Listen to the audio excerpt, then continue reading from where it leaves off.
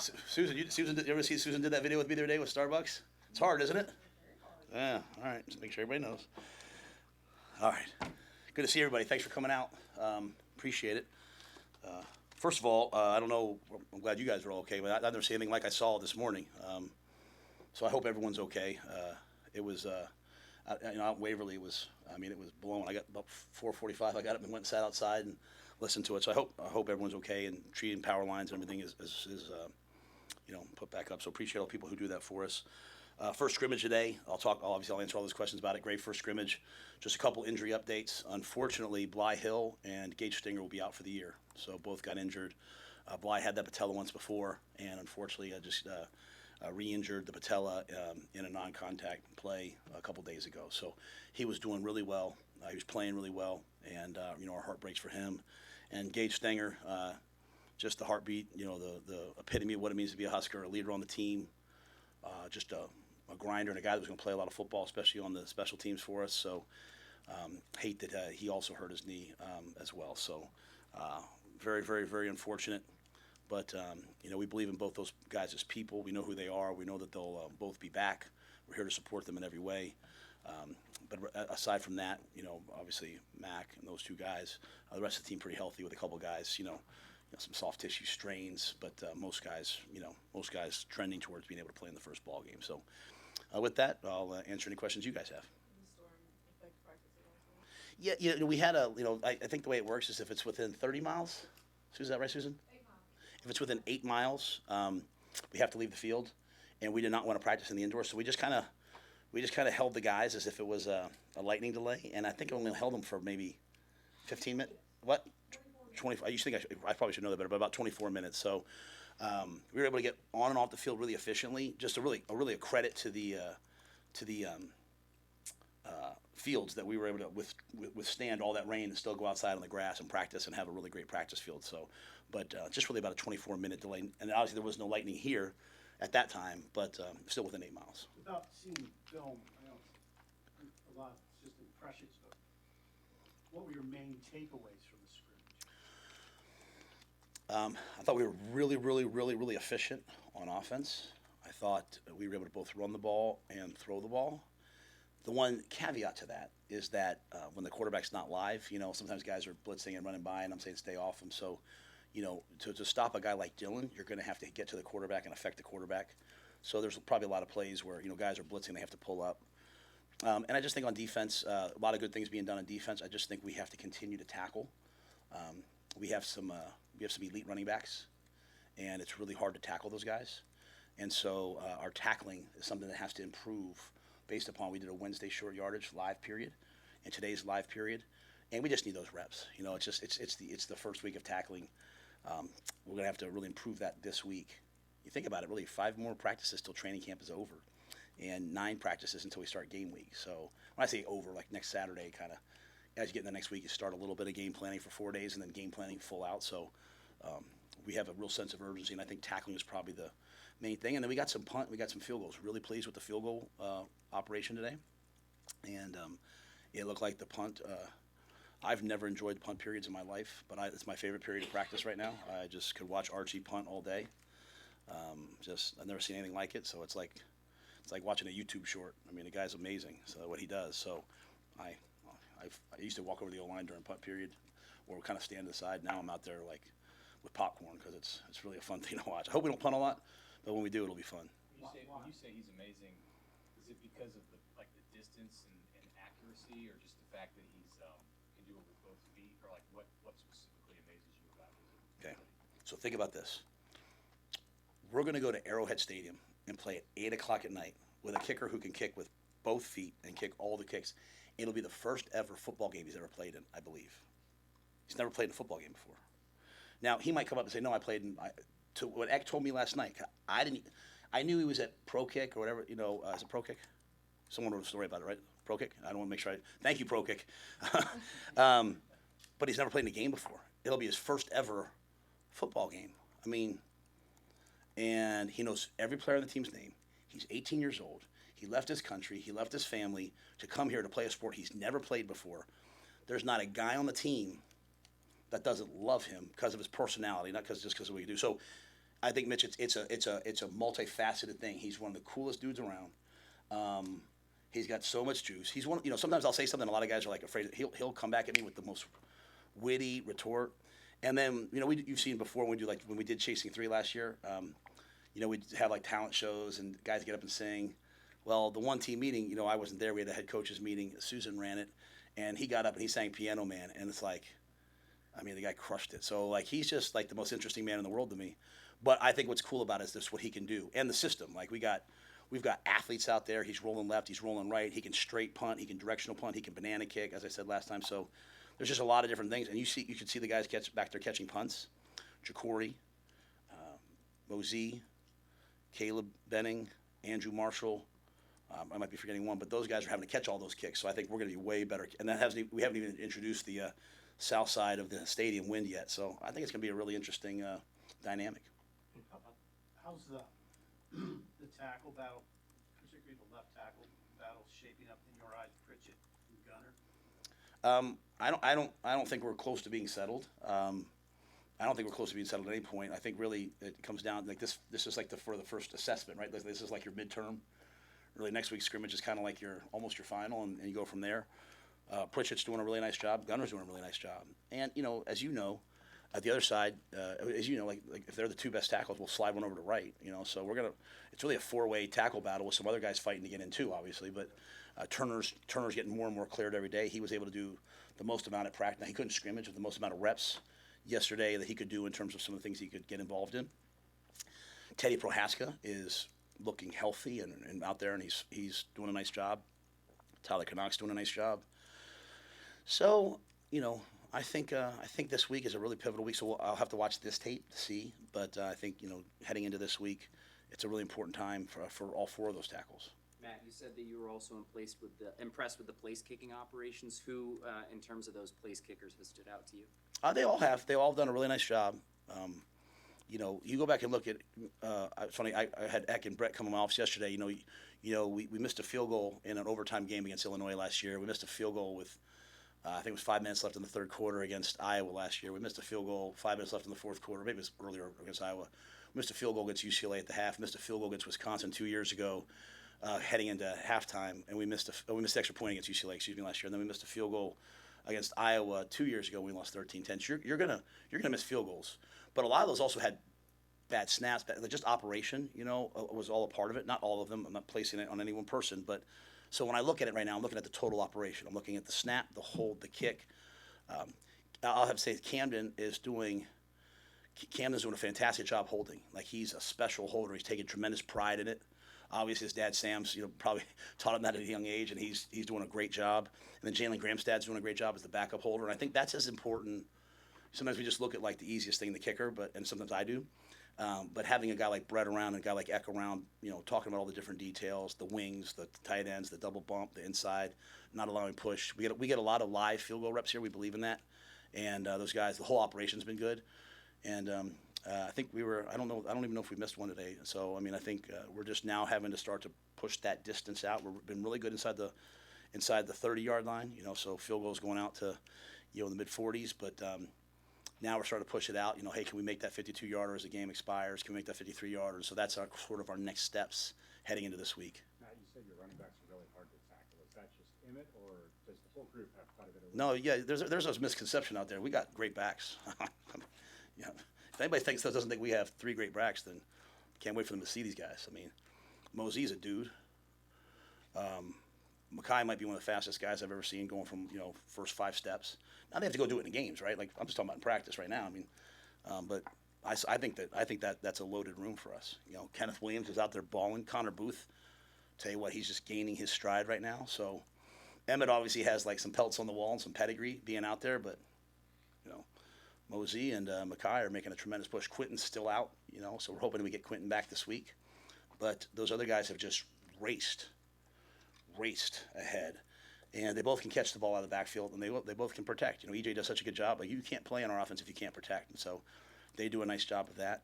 But, we moved Genatone over to tailback. So we have a 230-pound guy that runs, 22.5 miles per hour. So he had some good runs today, and we're hoping I'm hoping he can get in that I formation and short yardage and go get that yard when you need it. I know Emmett can, but can we have another guy like Genatone that can?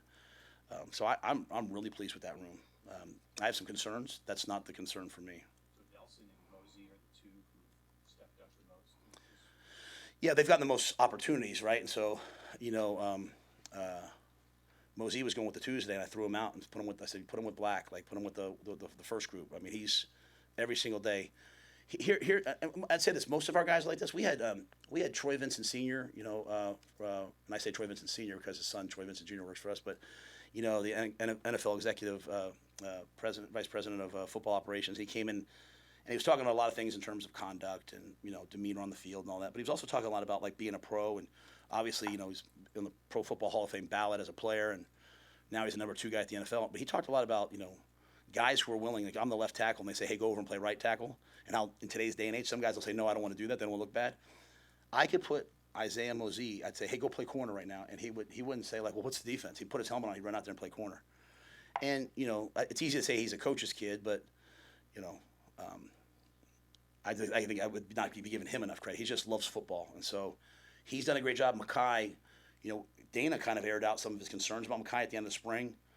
A credit to Mackay's parents, they are wonderful parents who they don't make excuses. And Mackay didn't make excuses, and from the spring till now, the jump that he's made like off the field in the classroom. He's a wonderful kid, but you're young, going to class he's handled everything like a pro all summer, and he's playing great right now. So I think those are the two, and then you have Kenneth, Connor, Vincent. Those guys are also playing at a really good level. Since you're talking about Isaiah, can you circle back and talk about Jamar and what he's brought to your program over the past year, and especially opening the season in Kansas City and with as much attention as you paid to that city since Jamar got here? What kind of an impact has there been, and what do you think about like the fact that you're playing in that town?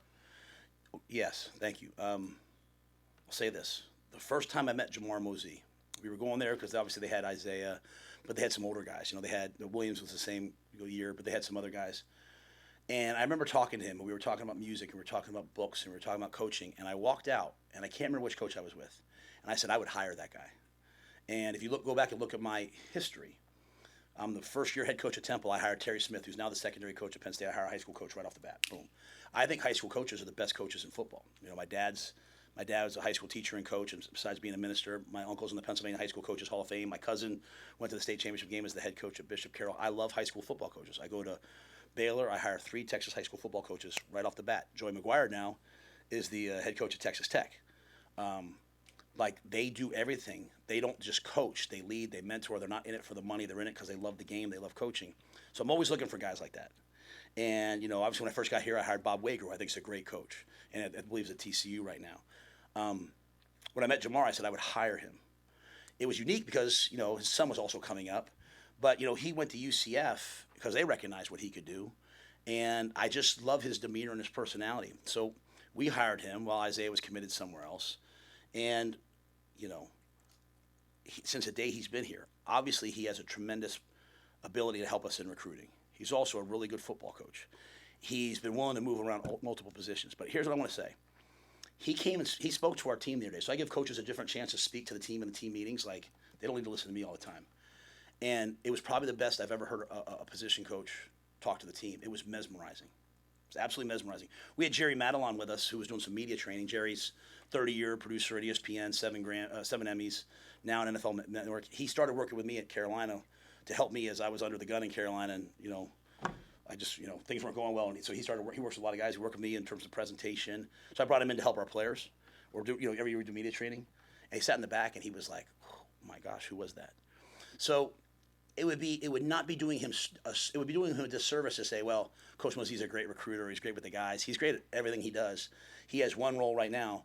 When I got up, and I don't want to embarrass him, but I want to embarrass him. As I walked up, I said to the guys, because he talked about, Mitch, hey, this is my role right now. But someday I want a bigger role, but I'm going to accept this role and attack this role. I said to the guys, I said, does anyone doubt that he'd be a great college football head coach? And every kid was like, yes. Because our job is really to have a vision, to put it into place, to communicate with the players. He's amazing at that. Kansas City is a really important place for us, out into St. Louis. I have, when I got here, a lot of the Kansas City high school coaches had talked about how we hadn't been there for a while. I have to give a lot of credit to Bill Bush. Bill Bush opened that back up, so he went out, he got Jaden, he got some guys, and a lot of coaches said, hey, it's great to have him back. We started going down. I would fly down and speak at a clinic. Rob was doing a good job down there. Keith Williams is a game changer for us. But having Jamar there, I think the relationships are important. That game against Cincinnati, it was a COVID game. We were talking at first on the previous administration about returning the game here, and I was like, let's do a neutral site game, which is, that's what Alabama does. That's what those guys do. They do neutral site non-conference games. I wanted St. Louis or Kansas City. It wasn't available at first, Indianapolis. And then when Troy came in, he found a way to make it happen. So there's nothing more important to us than the Kansas City, St. Louis, those areas in recruiting, right? It's so close, it's drivable. And I think Jamar lends a lot of credibility. But also, not even as a coach, the fact that his son is here and the experience that his son is having, as a father, he can talk to other people and say, hey, look, my son's growing. He's developing on and off the field. So it's a pleasure to have him. But I just want to make sure I say this again. The very first day I ever met him, I said I would hire that guy just because I could tell what he's made of and the character that he's built of and the way he sees coaching young people. Do you remember when that was? It would be, I can't go out in the spring, so it'd be the winter my first year when I was first here, like the first winter that I went out. And so then you fast forward to the next winter, and then then he went to UCF, and then I kept talking about a job, and then once they changed the rules where, there were no limits on position coaches and who could recruit and all that, it just made it worthwhile to go get him and obviously guys like Keith and some other guys who were able to expand the rules. Really efficient on offense, you said? Did I say it 4 times? 4 or 5. I'll watch that tape back. What the quarterback picture look like there? Yeah, I mean, I thought Dylan was excellent. It's scrimmage 1, so we'll have to continue to grow. But I thought Dylan was excellent in the situations. He's been really good all camp. Jalen Gramstad's doing a really nice job. He knows where the ball's supposed to go. He can throw. He gets the ball there. Jalen's also a really good athlete. He can run. He played safety, I think, his first year at his previous school, so he can move and run and change the pocket. Really pleased with TJ Lateef. For a young player, you can tell he played like big-time football, and you can tell he's been coached because not many things rattle him. A lot of things with the young players, can they handle the frustration of not much affects TJ, and then you could just constantly see Dylan pouring into TJ while he's out there. Like TJ scored we have a play that we run, and one of the options is the quarterback running the ball, which is kind of like one of those things that you say is an option but never really happens, and TJ did it, and Dylan went nuts for him. So they have such a great relationship, and then Marcos and Luke doing a really nice job. So I think the quarterback room has done a really nice job of everything that they're doing. And I think one of the biggest reasons why is Dylan does things, non-physical things at a really high level, makes the check, reads the defense. He's lucky he has John Butler who walks him through, hey, this is what we're doing, right? They have a great relationship. John Butler's one of the smartest people I've ever been around in my life. He's brilliant. Sometimes brilliant people can make things very complicated. He doesn't. He's able to simplify it, but he loves talking to Dylan. And so they're kind of it really is like a chess match between the two of them. And but as a result, what Glenn has not allowed, he doesn't allow it to be like, well, that's just Dylan. No, that's the quarterback at Nebraska. So Jalen, you better do the same. Better make the same checks.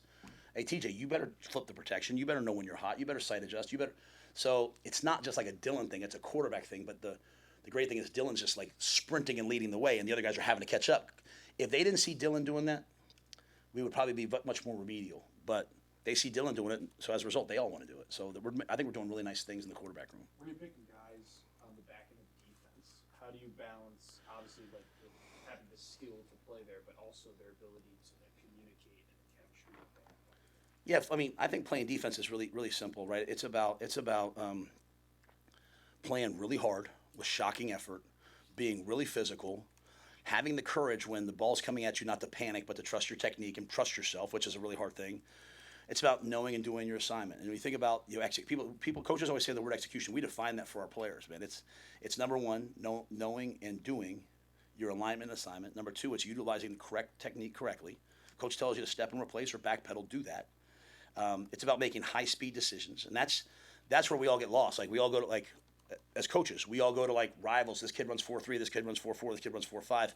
But who can tactically, not technically, who can tactically adjust to what they're seeing and make the right decision? We can't rep everything, so who can think properly? Who has situational awareness, football intelligence? And then finally, who can win in the winning moments? If you don't line up right, I don't care how talented you are. And if you line up right, like I lined up right all the time, I couldn't win the winning moments. That's why I was on the punt team, not starting linebacker at Penn State. So there's this continuum. Sierre and Andrew Marshall have been the starters at corner with, Marquise, Malcolm, and Deshaun, who played a ton of football for us. Sierre, Marshall, they practiced every day, and they got a little tight at the end of this week, so we put some of the young guys out there, right? Especially with Bly out. We put Amari, we put Donnie Jones, we put Jeremiah Charles, who I think is really coming on, and several other guys. And we've been playing them out there. And so we're just trying to build the depth, build the level of play. You can be a backup 1 minute and the start of the next. So, but I do know this, in the secondary, it's not really necessarily always your talent. It's the things you talked about. It's your execution. It's your communication, which is part of execution. It's knowing what to do. Last year, we gave up too many big plays, and we gave up too many big plays after a first down. So, like we'd give up a first down, and something would happen. And, you go back to Illinois, you go back to Indiana, you go back to USC, gave up early touchdowns on deep balls that never should have happened, right? A guy just not really playing the way, we want to play. So, I think that dependability is as important as anything, but we do like the depth, and I think a lot of guys are coming on. Guys on the D line, besides kind of that core four guys we always talk about that are. Who are the two of the four? Like I guess with Keona. Judy, Keona, Lenhart. Yep, yeah, those four. You have the jack position, which is like Desan. Yeah. I think you look at that jack position, it's Desan, Willis, Jordan Ochoa, with Dylan Rogers making a real push right now. Really pleased with Dylan. You look at you talked about, Riley, you talked about Keona's having a great camp. You talked about Cam, I think he's playing really good football. Will is, Will has all the physical gifts. It's just his focus has been his motor. I'm really pleased with his motor. He's flying around, tremendous pass rusher, tremendous run defender. He's coming on. I think you have some guys making steps. You have, David Hufkun, Sua Lafotu, Mason Goldman, Ashton Murphy. Just a lot of those guys are just young, and so they're still trying to figure out, am I good or not? You're good. Go play, right? You're good. So, and I don't want to minimize some of the other guys that are playing. Just I think we have a lot of guys that are battling to get in the rep rotation. We're not going to be able to do like we did last year and play Ty and Nash, 55, 60 plays. We really didn't do that the first year, though. We had really good defense. We played guys 30 to 45 plays, so I think it'll be sort of that type of a deal. And then, we're playing a bunch of different fronts and personnel groupings. So John and Terry, Phil Simpson, sometimes we have 2 jacks on the field. Sometimes we have 4 pure D linemen on the field. So we're doing sometimes we have 5.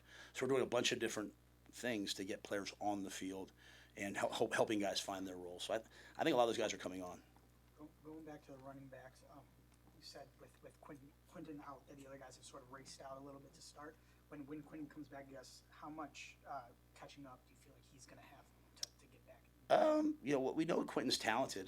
I think it's just, like I said, we have 5 days left of like pure training camp, right? We have 9 days left till game week. So it comes down to, where you are at that time.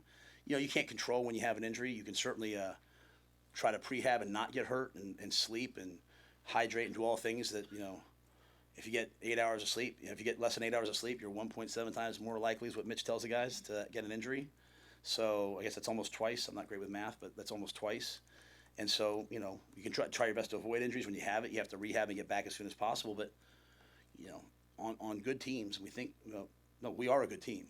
On good teams, there's a lot of competition. And if you are out for a while, someone else is going to step up, and that's their chance. And so, if we went into a game right now, it would be those 3 guys would be playing the majority of the snaps. I don't know what tomorrow could bring. A guy could pull his hamstring tomorrow. They could walk in and say so-and-so hurt his hand. So I never get too caught up in the depth, especially early on. I'm more like, hey, everyone get better. And I don't like when the players get caught up in the depth.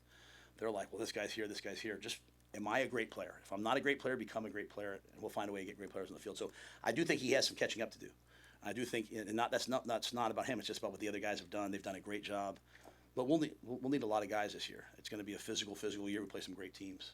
Matt, as you enter the 3rd week, what's going to be your emphasis to the team? You mentioned this portion of the heart of camp. What are you going to tell the guys? I think a lot of it's me watching the tape first. As I think I said to them, I said, coming out of scrimmage, it's what did I do well? What did I not do well? What do I need to improve upon? And what's my plan? I think as I look at it, defensively, it's just certainly continuing to tackle, right? Continuing to run the right angles and tackle.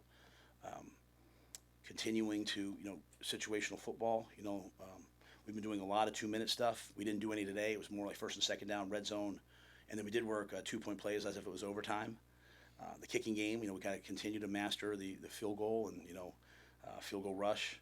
So we'll try to get better at everything, but I think there's some key things, like I said, the 2-minute end of game stuff on offense, and certainly on defense, tackling, and just continue to give the guys a chance to be game ready. Because the first football games, Cincinnati's an excellent team. The first game of the year usually comes down to tackling and special teams, and so we want to make sure we as coaches give the guys the best chance to do that. How have you seen Javen Wright step up as a leader, just after everything he's been through, and also with these guys who are talented young linebackers, but maybe 5-6 years younger than him? I was we start off in the mornings like special teams on the field, and we have that huge screen. We're blessed with the facilities we have, and so Eck does a meeting. So I went over and I kind of sat down next to Javen, and I was talking about how old I feel. They got me working out in the mornings, and I was like, I thought when you worked out you're supposed to feel better. And he was laughing. He's like, Coach, I said, man, you look at you. You're going away. You're 5'6". He said, oh, Coach, I'm on year 7. I've done 2 college football careers. I used to watch every player's press conferences. I don't have the time to do that anymore. But I used to love to hear what the players are saying, because if they're saying what I'm saying, then I know we're resonating, right? If they're saying something different, I know I either have to adapt what I'm saying or speak differently. I certainly don't tell them what to say. I just, from them, they tell you the truth. I just don't have the time to do that anymore. But when Javen's on, I love watching him. Like that smile, that beam, he just is. He's a amazing guy. And it was a year ago, right around now. I was sitting there. His dad Toby was in there in the room. He was in there. I was in there, and we were all crying, right? And it was like, man, maybe we'll have a chance to play against USC. And credit to Dr. Mathiasen and the doctor in North Carolina. I'm so sorry I don't remember his name. He's the one who did Trey Smith. To have a chance to get him back last year, and then, I think he's just doing a great job. But when he talked to you guys yesterday, that's the biggest thing. Is like, so often our kids are playing football to please people, to take care of somebody, to get something, and that just puts an amazing yoke on you, a burden on you.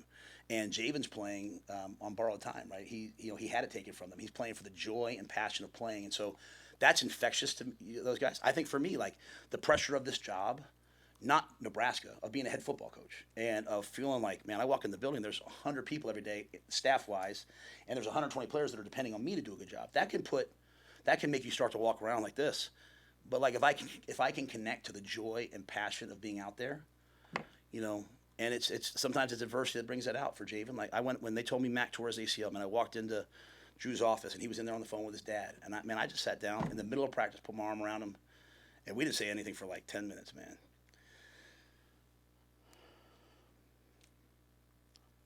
So, that's the thing for me. Like, sometimes I might get defensive when people say stuff about our players, just because I see them in those moments, and I know how much they're carrying on their shoulders. And so, when something gets taken away from you, forget it. For me, just remembering, just to have fun with this. This is probably a lot of old players. This is probably the most fun I've had with a team in a long time, and that's no shot at anybody else. This team is filled with guys like.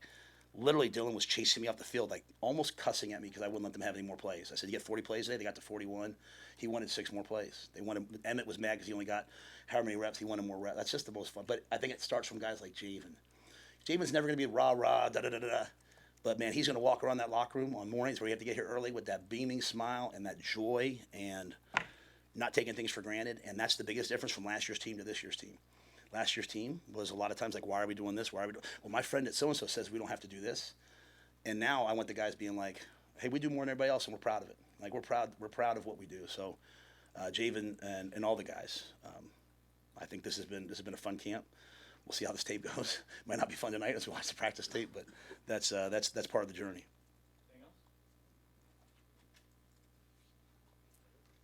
Thanks, guys. Good to see everybody.